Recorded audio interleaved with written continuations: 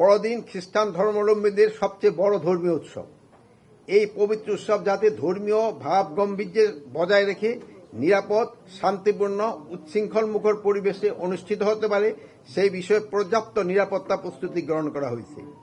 বড়দিন ও 31st নাইটের কোনো প্রকার আতশবাজি করা যাবে না। রাস্তা অবরোধ বা ব্লকেট করে কোনো অনুষ্ঠান করা যাবে না। প্রতিটি গির্জার জন্য পর্যাপ্ত নিরাপত্তা ব্যবস্থা গ্রহণ করা হয়েছে। এই উপলক্ষে গুলশান, বনানী সহ রাজধানী অভিজাত এলাকায় নিরাপত্তা করা হচ্ছে। নাইটে রাজধানীতে যাতে ট্রাফিক চলাচল স্বাভাবিক থাকে সেই বিষয়েও ডিএমপিকে প্রয়োজনীয় নির্দেশনা প্রদান করা হয়েছে। তাছাড়া এই উপলক্ষে আইন শৃঙ্খলা বাহিনী নগরীতে টহল ও তল্লাশি কার্যক্রম জোরদার করার জন্য নির্দেশ দেওয়া হয়েছে।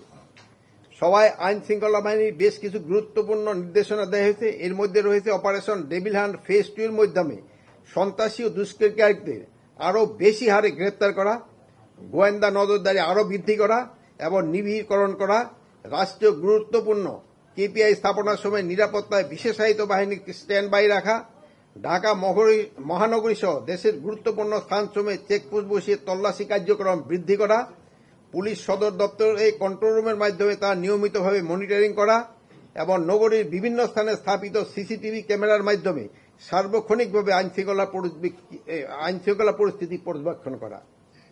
আপনারা জানেন যে প্রথম আলো, ডেইলি স্টার পত্রিকা অফিসে হামলার ঘটনায় ডিএমপি এই পর্যন্ত 17 জনকে গ্রেপ্তার করেছে।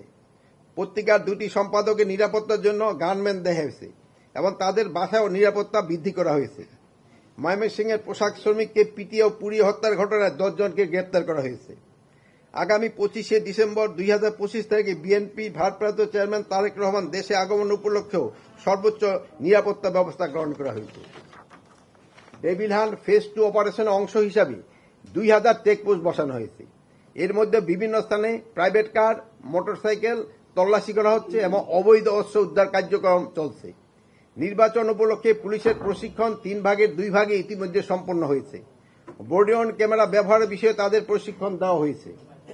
তাছাড়া সবাই সারা দেশে আইন শৃঙ্খলা পরিস্থিতির সার্বিক পর্যালোচনা, সহিংসতা সৃষ্টিকারীদের বিরুদ্ধে ব্যবস্থা গ্রহণ, চুরি, ছিনতাই, চাঁদাবাজি, দখলবাজি, সংঘবদ্ধ দুষ্কৃতিকারীদের কর্মকাণ্ড রোধে ব্যবস্থা গ্রহণ, জুলাই হত্যাকাণ্ডের শহীদদের মামলার রেকর্ড ও তদন্ত অগ্রগতি, দেশের অস্থির সৃষ্টিকারী উস্কানিমূলক সাইবার প্রচারণার বিরুদ্ধে ব্যবস্থা গ্রহণ, নারী ও শিশু নির্যাতন ও ধর্ষণের বিরুদ্ধে আইনগত ও সামাজিক প্রতিরোধ গড়ে তোলা, মাদকের অপব্যবহার রোধে কার্যকর ব্যবস্থা গ্রহণ, শীর্ষ সন্ত্রাসী জামিন ও পরবর্তীতে সন্ত্রাসী কার্যক্রম ও প্রতিরোধ, নির্মূল, নিয়ন্ত্রণ ও নিষিদ্ধ ঘোষিত সংগঠন সমূহ অপতৎপরতা রোধে ব্যবস্থা গ্রহণ, গার্মেন্টস শিল্প কারখানা শ্রমিকদের বেতন বোনাস পরিশোধ নিশ্চিত করা, গার্মেন্টস কারখানা, ঔষধ শিল্প সহ বিভিন্ন শিল্প প্রতিষ্ঠানে বিশৃঙ্খলা সৃষ্টির অপতৎপরতা প্রতিরোধে ব্যবস্থা গ্রহণ, অস্ত্র জমা, অবৈধ অস্ত্র উদ্ধার অভিযান পরিচালনা, সীমান্ত পার্বত্য অঞ্চলের পরিস্থিতি, রোহিঙ্গা ক্যাম্পের আইন শৃঙ্খলা সার্বিক পরিস্থিতি ইত্যাদি বিষয়ে আলোচনা করা হয়েছে।